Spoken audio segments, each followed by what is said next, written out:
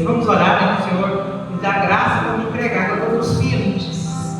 Vamos estar orando, né? Para nós passar a leitura dessa noite. Senhor, nosso Deus e nosso Pai, neste momento, Pai querido, chegou a hora da tua rica palavra. Senhor, nos ouvimos a tua filha nessa noite conforme a tua vontade, Pai. Senhor Jesus, o Senhor vem repreender, Jesus, essa tosse, essa alergia na vida da pastora Dani, Pai. Repreende, Jesus, todo o mal na vida dela, Senhor. Usa a tua filha nesta noite, Espírito Santo, conforme a tua vontade, em nome de Jesus. Amém. Pastora Dani. Amados, eu gostaria que a gente fizesse também uma leitura igual a Lívia leu com vocês. Eu queria que a gente lesse Êxodo. Sabia que essa leitura feita a igreja junto é uma leitura que tem muito poder? Êxodo 37, versículo. Deveria ter procurado aqui.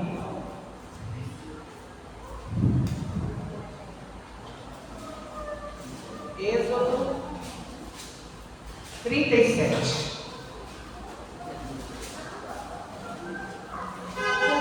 Versículo. Vamos ver. Versículo 9 em diante. 37, 9. Vamos ler junto?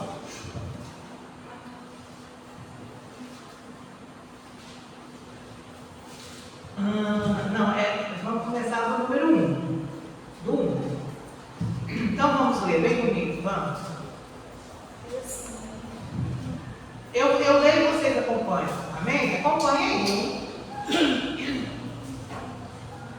Fez também Bezaleel a arca de madeira, de cetim. O seu comprimento era de 2 côvados e meio, e a sua largura de 1 côvado e meio, e a sua altura de côvado e meio, e cobriu de ouro puro, por dentro e por fora, e fez-lhe uma coroa de ouro ao redor.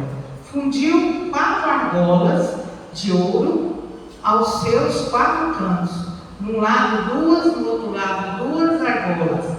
Fez varais de madeira. Observação: os querubins é de ouro maciço, né?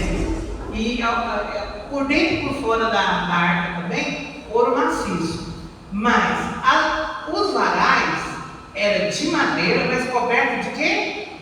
De ouro. Era da madeira de cetim e os cobriu de ouro. E meteu os varais pelas argolas aos lados da arca para levar a arca. Fez também de ouro puro o propiciatório. O seu comprimento era de 2 côvados e meio e a sua largura de 1 côvado e meio. Fez também 2 querubins de ouro de obra batida, os fez. As 2 extremidades do propiciatório. Um querubim a uma extremidade desta banda e o outro querubim a outra extremidade, a outra banda, do mesmo propiciatório. Fez sair que os querubins das 2 extremidades dele, os querubins estendiam as asas por cima, cobrindo o propiciatório, e os seus rostos estavam de frente um do outro, e os rostos dos querubins estavam virados para o propiciatório. Olha aqui para mim. Não estava assim, nem assim, nem assim. Estava assim. Virado, olhando para o propiciatório. Né? Amém, só até aí. Há dias, irmãos, que eu estou com vontade de falar sobre a presença do Senhor. Olha, se é uma coisa que Deus ama, é estar na nossa companhia.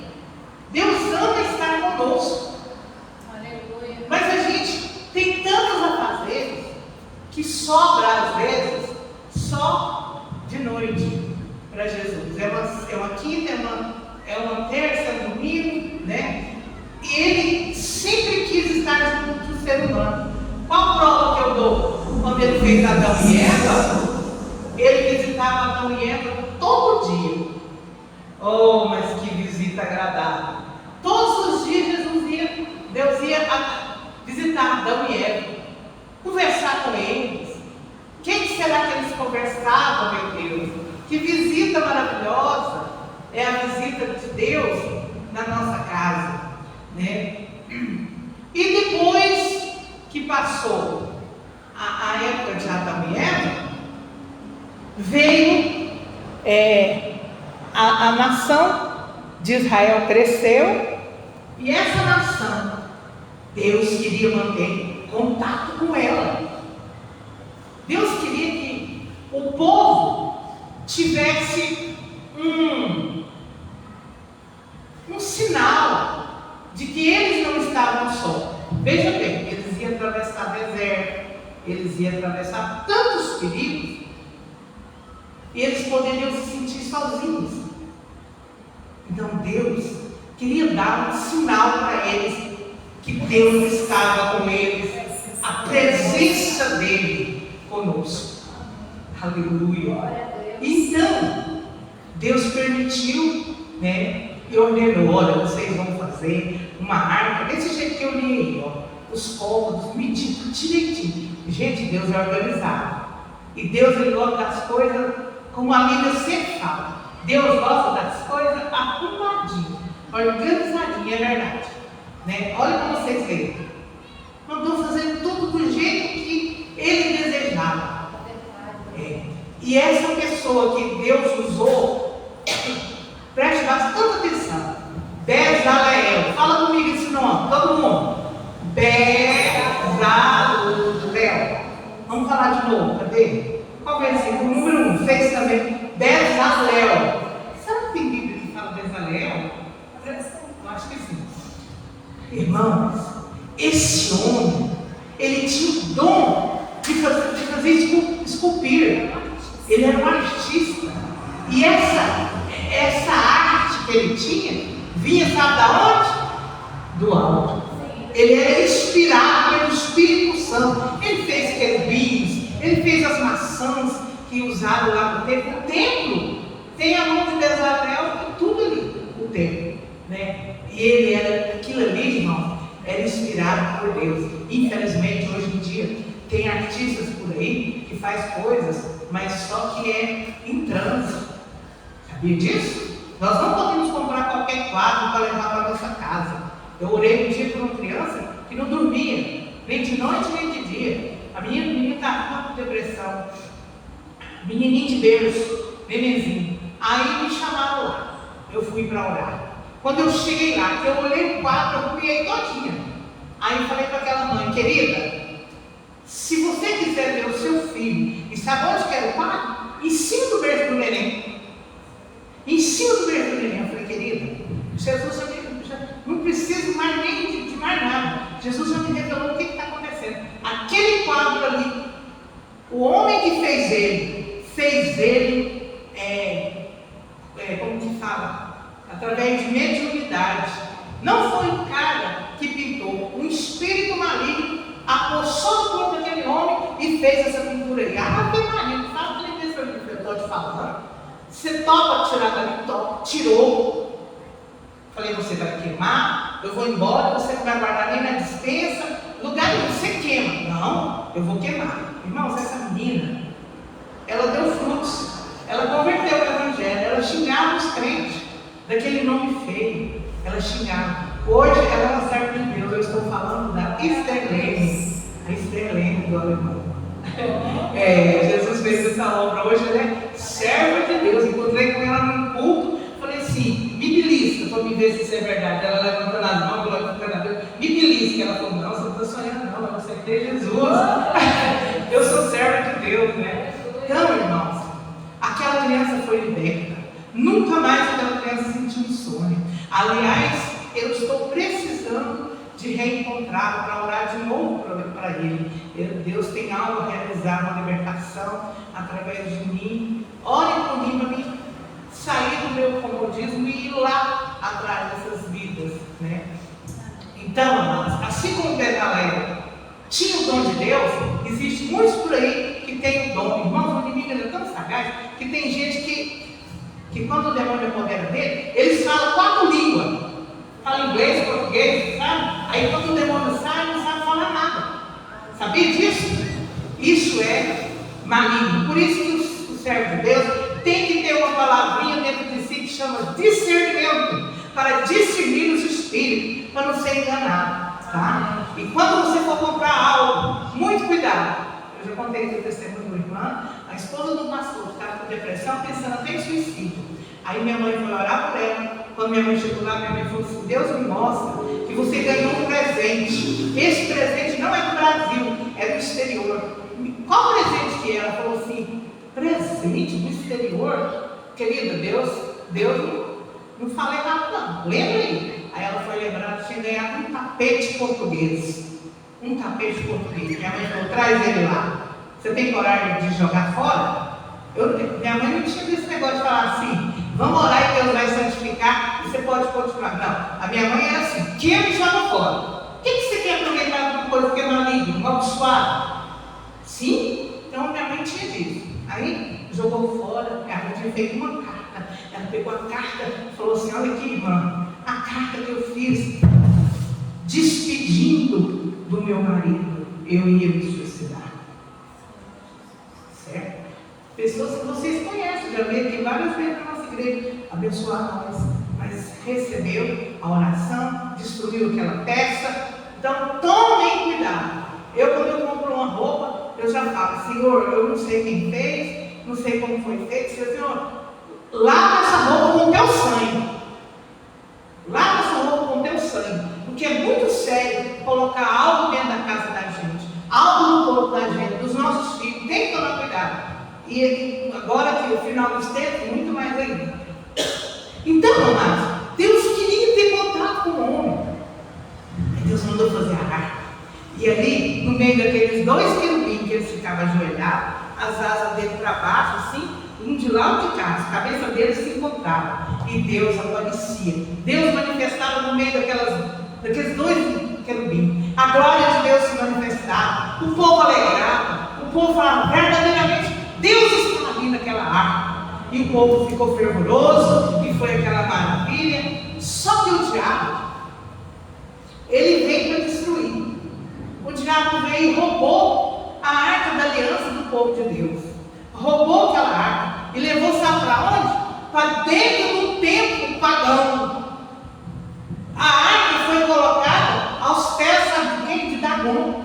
Quem é Dagon? O bicho mais feio que vocês possam imaginar. Aquele bicho tinha, na barriga dele tinha um forno, e ali se jogava crianças vivas para sacrificar a Dagon. Então levaram a arca para lá. Só que pela madrugada, Deus mostrou o poder dele, que Deus é Deus, e que ninguém pode impedir a obra do Senhor. Deus fez aquele ídolo cair ao chão. Quando eles chegaram, todo dia de manhã eles iam lá, acender o fogo, não deixar apagar, né? Já bem invejoso. Deus tem isso, ele já fez também. Aí quando eles chegam lá, o ídolo caindo, arrumaram ele de novo, fundiram ele de novo e foram embora. No outro dia de novo, pela madrugada, Deus falou: agora eu vou quebrar a cabeça e as mãos. Aí estava a cabeça e as mãos quebradas. Ele chegou lá e viu aquilo ali e falou: não, alguma coisa está acontecendo aqui. O Deus de Israel está bravo com nós. O Deus de Israel está dando a começar. E não só isso, porque mesmo com isso ele não levou a arca de volta, porque eles roubou, na guerra eles roubou. Aí o que aconteceu? Deus falou: vocês não vão devolver não, porque é meu não? Pois então, lavaram. Começou tumor na cara, tumor nas partes íntimas, tumor em todo o corpo, né? E nem com tumor eles não foram lá levar. Certo que eles eram primo de Faraó. Coração duro.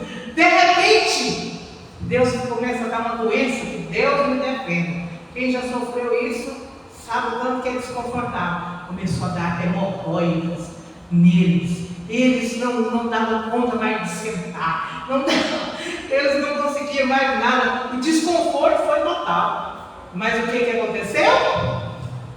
Eles falaram: olha, o Deus de Israel está falando conosco. Vamos pegar, irmão, da parte de 10. Vamos arrumar um carro novo, pegar duas.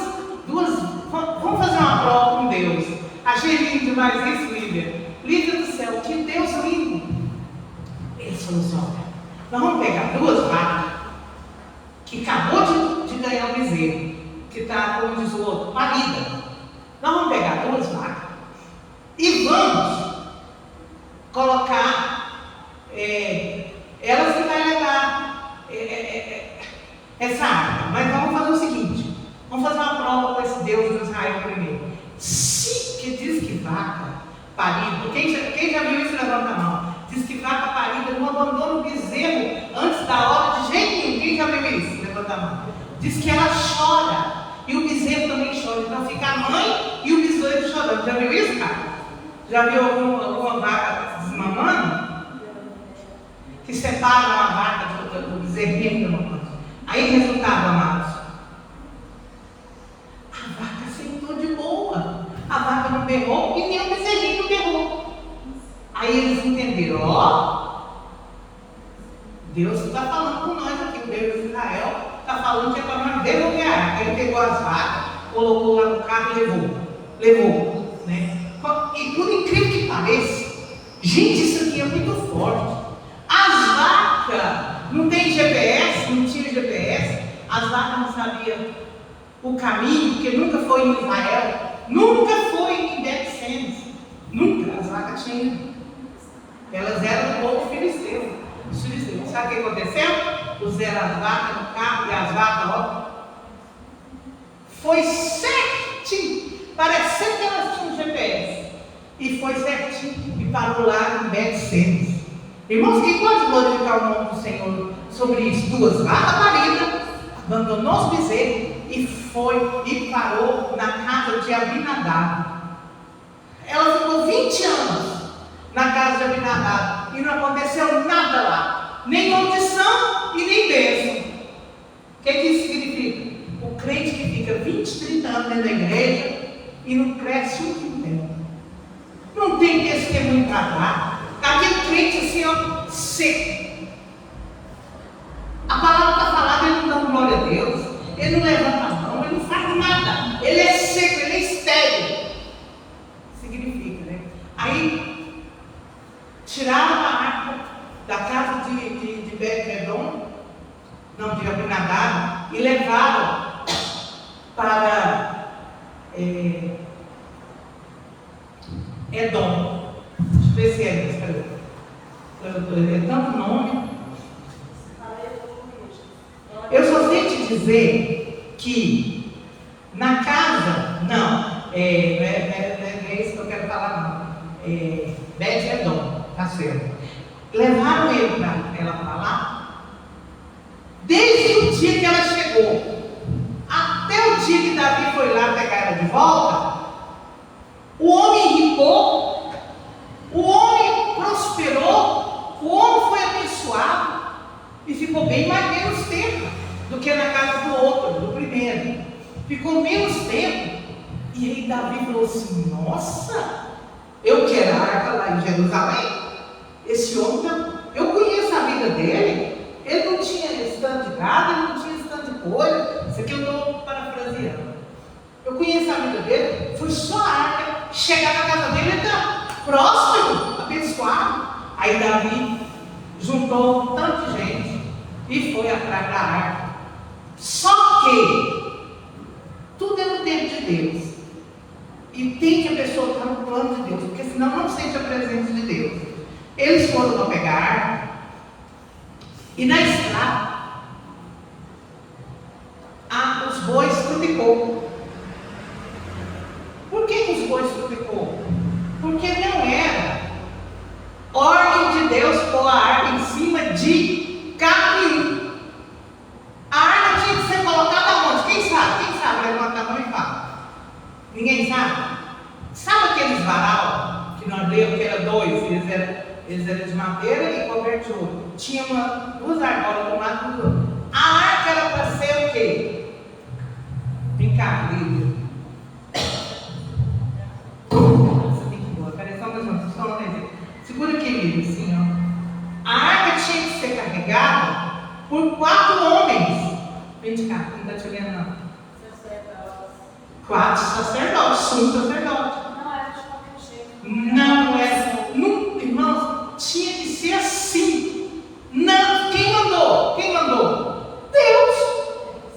E eles pegou? Não. Eles pegaram, foi fazer um carro e pôs a arca e provavelmente a ira de Deus se levantou e quando as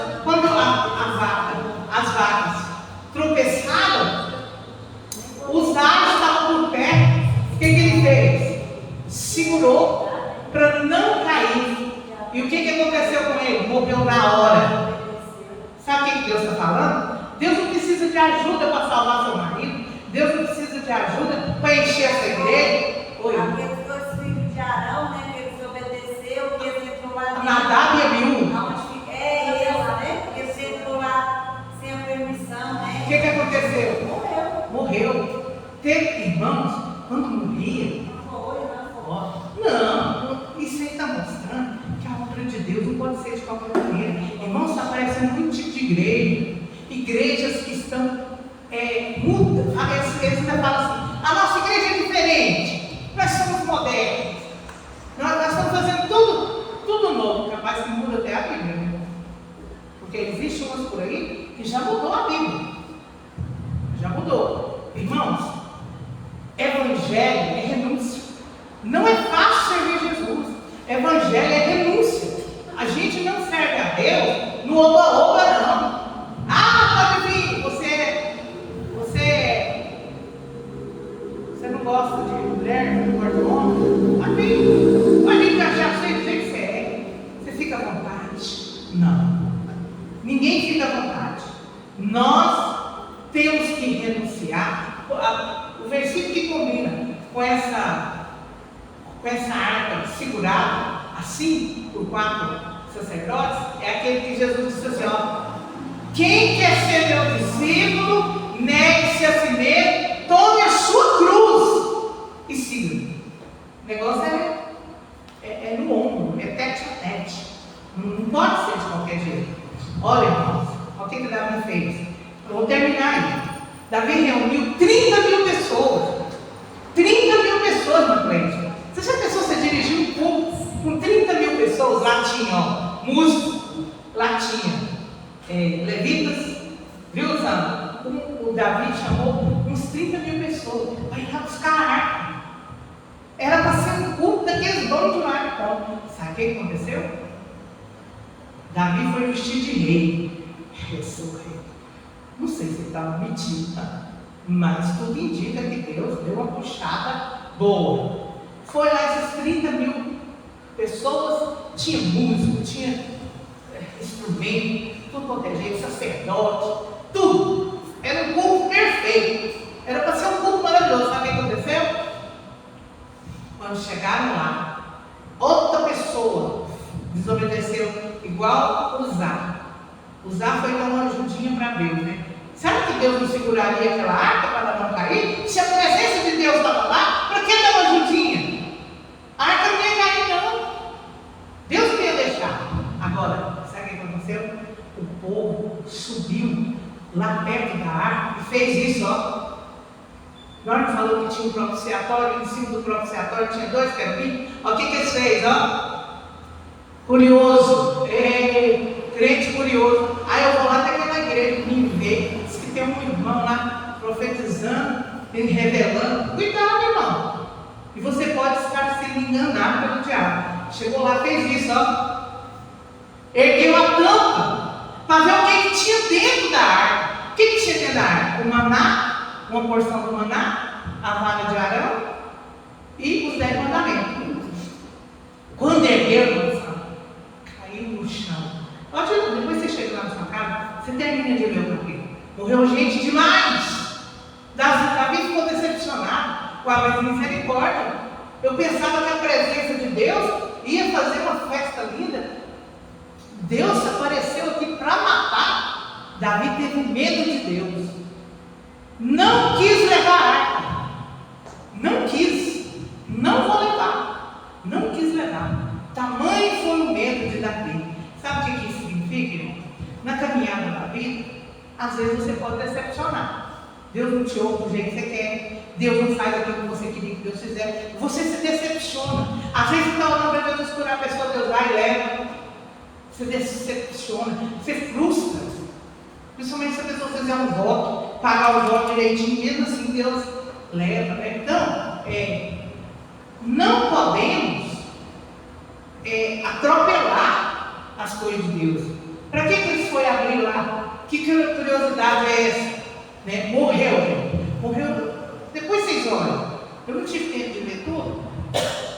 Mas vocês olham lá na casa de vocês, o 37 vai falar. Então tá. Aí Davi foi embora. Nossa, Deus passou 5 minutos. Vou resumir agora. Davi foi embora. E de repente ele resolveu: não, agora nós vamos fazer diferente. Olha o que ele fez. Agora eu vou vestir de saco. Vou tirar a roupa de rei e vou pegar uma roupa aquela mais humilde que eu tenho aqui, do servo. Vou vestir essa roupa e agora nós vai lá de novo. Vestiu de saco e foi ao encontro da arca. E levou de novo, porque estava tão cheio. Sabe o que aconteceu? Deus amou a atitude dele. Deus amou a atitude dele. Porque ele se humilhou, vestiu de saco, tirou as vestes de rei e vestiu de saco. E Deus então obedeceu, agradou de Davi. E a arca veio para o seu povo de novo. Irmãos, a arca que deu trabalho, ela ficou de novo em Jerusalém. Só que depois, ficou muito tempo em Jerusalém, foi abençoado, né? Só que depois vieram os babilônicos e roubou a arca de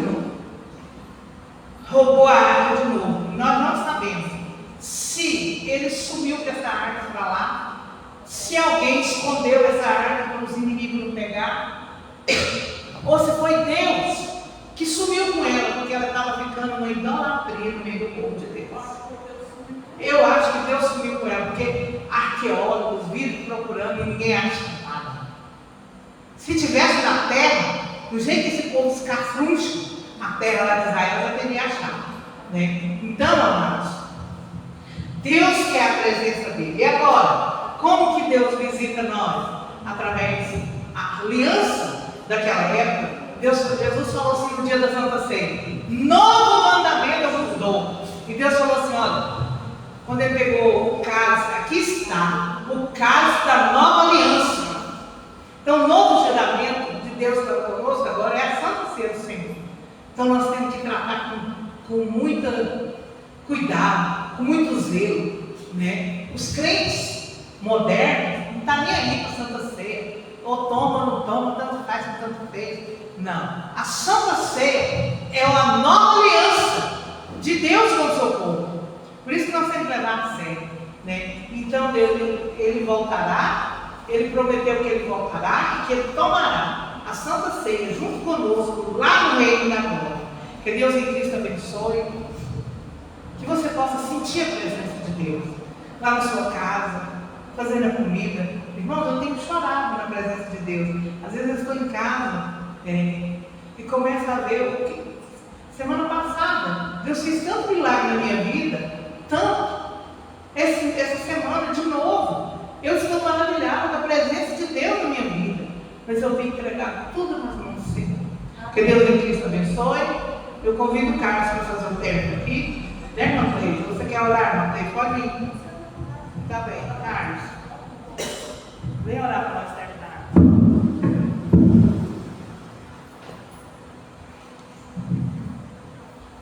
O tempo é muito curto. Aleluia.